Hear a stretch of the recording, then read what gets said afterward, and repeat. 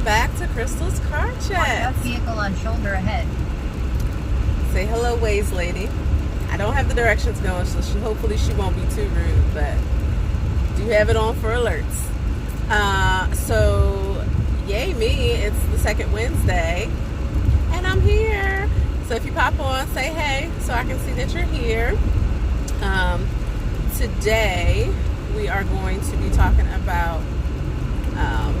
So the topic is I'm not a momicorn. So I don't know if that's actually like a term out there in the interwebs or not. I know it's something I've been saying for a while. But I will explain what I mean if you are on live or not. You know, I get the comments real time. You can tell me what you think a momicorn is or what you think I mean by that. And I get myself situated here. So, and the other part I didn't put in the description. I don't know if I can update that after it goes live, gets posted. But it's also talking about why it's important not to compare. So, as always, we have a sleeping Brixton in the back seat. We just got out from daycare, and we are headed home for the evening hustle. So it's about 5:40 now, and he will be sleeping within the next 2 hours. But yeah, so a momicorn. A momicorn is, as defined by me, the mom equivalent of a unicorn. And I say that in jest because, you know, they clearly exist if I'm comparing, you know, or seeing them. But, and let me say this first. There's no hate at all. I'm not hating. I'm just explaining where I am in my mom journey. But I'm not hating at all. If you are out there killing the game and living your life and momming it up, I commend you. I salute you. I want some tips from you. 100%. Like, no hate. We need to be supporting each other out here in these streets against these kids. But what I mean by momicorn is, and we've all seen them, right? We all seen them. Y'all are together. I mean, together. So I'll scroll through my feed and see somebody that, one, made it to the gym. I'm like, well, I barely make it out of my house to go to work every day, but you made it to the gym, who have already like lost all the baby weight and are like cut to death, that are going, you know, working their jobs from home or from in the office, whatever the case may be, you know, maybe cooking dinner while nursing a baby with one hand and still taking calls with the other hand and somehow still managing to cook with no hands. Like, I mean, let me tell you what my situation is. The opposite of momicorn life. Like I said, I barely get out the house in the morning together. Like, I have never been so thrown together every day going to work in my entire life. And I am only able to do that because Daniel takes care of Brixton in the morning and gets him all together. I struggle to get anything cooked in my house. It is to the point where I just don't like the word dinner. It stresses me out. Like, seriously, the word kind of gives me anxiety a little bit. So again, I don't know how y'all are doing this with these infants, especially, or multiple kids, like multiple small children. I really don't know. I don't understand how it's done. But that's my life. I am not together. Let me also, I know, full of caveats, I do also acknowledge that to some people, I may be their version of a momicorn. I do get that. And I am honored to be your momicorn if that is the case. We all have a day one. We all have a starting point. We all have some place that we have heralded from. Like, we started from somewhere. And if I have surpassed your starting point, I am happy to give all the tips, all the things I tried, all the things that failed to get me to the point where I can actually like get a workout in the morning and not fall asleep at the wheel. Like, that's basically how I'm winning. And I'm happy to talk about that. Like how what we did to get Brixton to sleep through the night. I talked to you about that. Like, all that kind of stuff I have succeeded at. I'm always willing to share tips. Things that like I said, I still struggle with is, well, one, that workout does not happen all the time. I am not getting enough sleep. Even though Brixton goes to bed at 7:30, I still am not getting enough sleep. I'm still, a lot of days, not getting to bed till 11:30, 12 o'clock, then getting up at somewhere between 4:30 and 5. I still can't seem to get food taken care of for my family, except for the baby, because I make most of his food, literally and figuratively. Like, I produce out of me most of his food, and baby food is very easy to make. And I don't know what it is. I don't know what the dinner struggle is. And if you're watching either live or watching the replay, moms and involved dads, like, what are you doing about the dinner struggle? How are you getting food on the table, especially with the baby or with young children who go to bed early? And like, how do you do it between like work and getting food on the table? I really, really, really need to know, because I have not. I've tried all kinds of stuff. I have not figured that out. It is to the point that it's just, I mean, we've had our meal replacement shakes for dinner a lot. Just stuff that I've thrown together, trying to teach Jeremiah how to make some stuff. But yeah, so if you can help a sister out in the comments, that would be nice. But yeah, I forgot what I was talking about before I started asking y'all for help on dinner tips. Completely forgot. But yeah, I don't have it together on dinner or sleep. Self-care, what is that? Rest and me time, what are those? I don't know. So yeah, the second thing I wanted to talk about, because I'm not a momicorn, is how I kind of came to acknowledging or to, even using the term, was because I was seeing, again, a lot of these moms out there killing it, while I was most certainly not killing it at all, at anything. And I had gotten to a point where I honestly could barely log on to social media,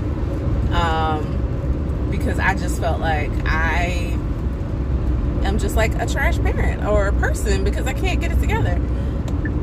And why can't I get it together? So and so and so and so, and look at all these, they got it together. They're doing it. They're exercising and eating healthy and cooking and working, and the baby's taken care of, and look, the kid's so cute, and the cute matching outfits, and I couldn't log in on anymore. I was already struggling enough here and here, that I didn't need to be comparing myself. And I do remember I was talking to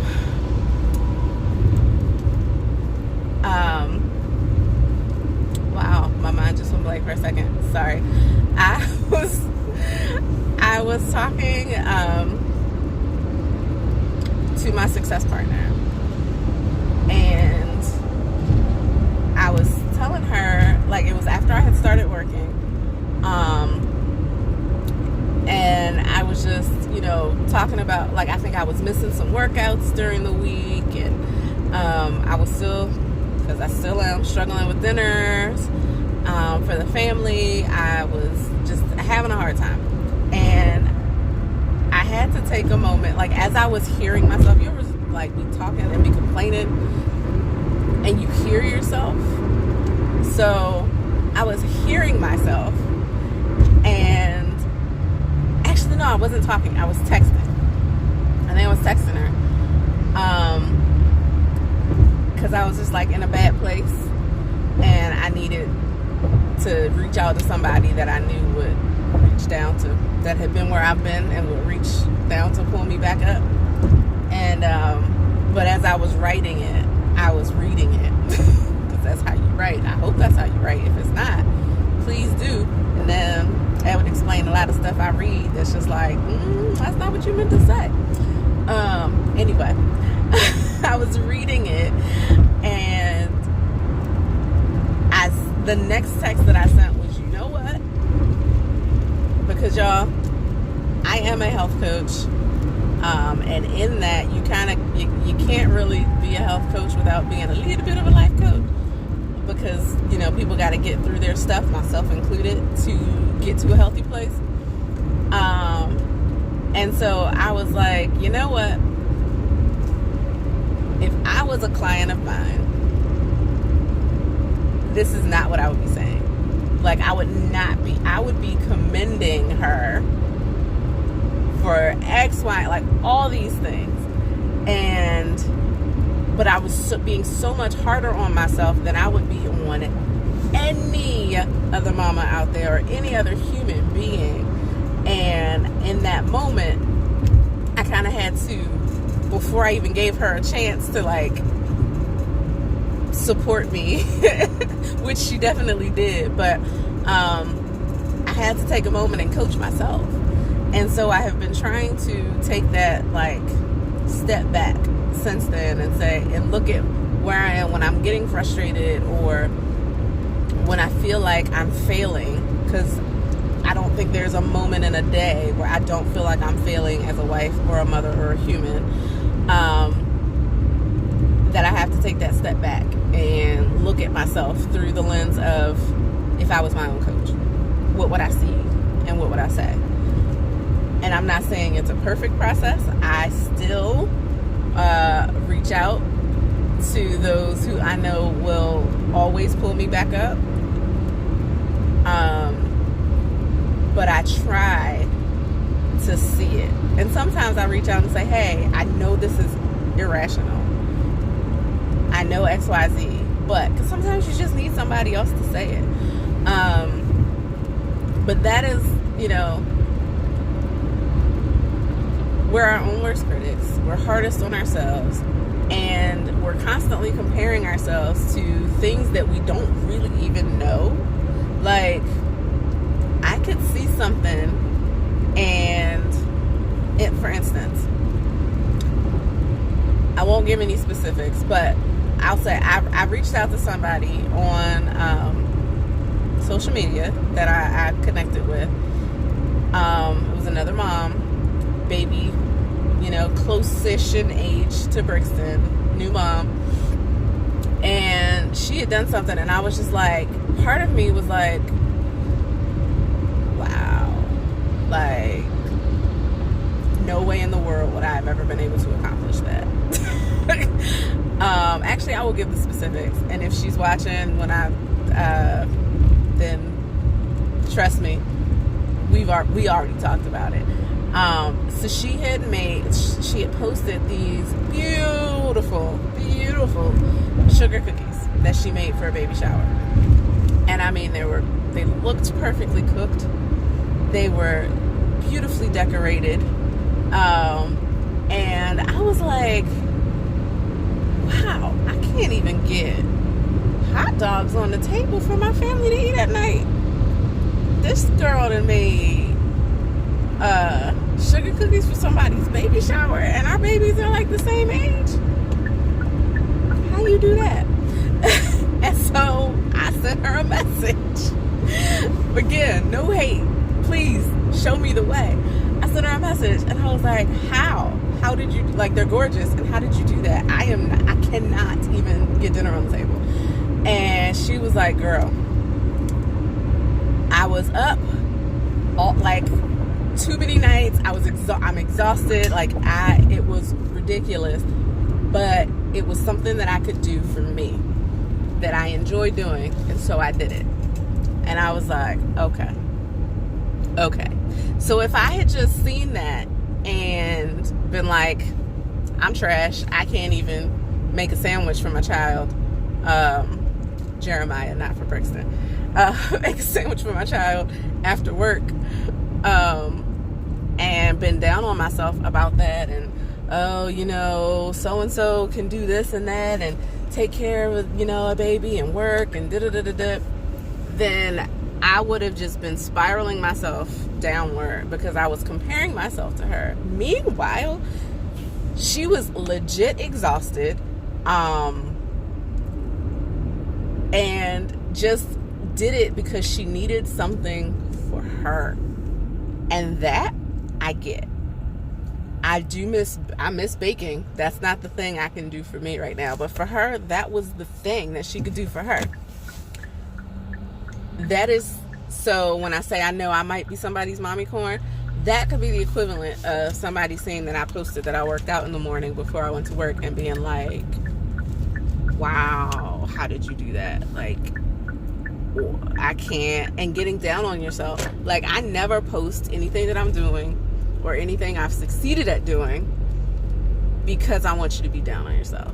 That is not, that is never the point. And if that's what's happening, then let me apologize, because that was never my intention. But it is just to say, hey, this is how I'm taking time for myself today. So for me, that's the one thing I have for me right now, is taking care of my physical self. That's it. That is my only form of self-care. That is my only me time. And I don't even get that every day. Some days, if it is as little as 15 minutes of sleep that I know I need, but that can completely kill my whole morning routine. So it's my me time, my self-care. It's the thing that I do for me. For someone else, it's baking. For someone else, it could be, taking a little time in the evening to read a book. It's whatever it is for you. But do not compare yourself to somebody else, because you never know what's going on behind the scenes.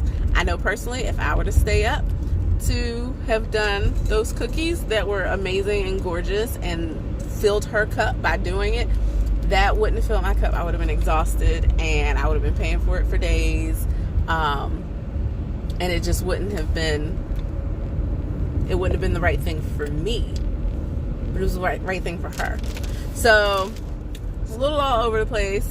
But the whole point is, there are some people out there that are killing the game. More power to you. I hope to join you one day. Every day I'm trying to get a little bit better in this mom game. That's the best I can do. We are all doing our best. We're all doing our best. So stop comparing yourself to what, somebody else.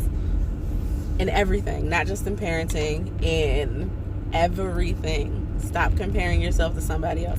It's great to have role models. It's great to have people to look up to. It's great to have something to strive for, but not to compare yourself to and then think that there's this particular standard that you're not meeting, that you set for yourself based on something that you don't even know all the details of, and then being down on yourself because you're not there, because that's not productive. It's not healthy. I've been there. I know. And I coach myself every day to remind myself not to do that. So I'm pulling in the driveway, y'all. This has been Crystal's Car Chats. I will see you next week.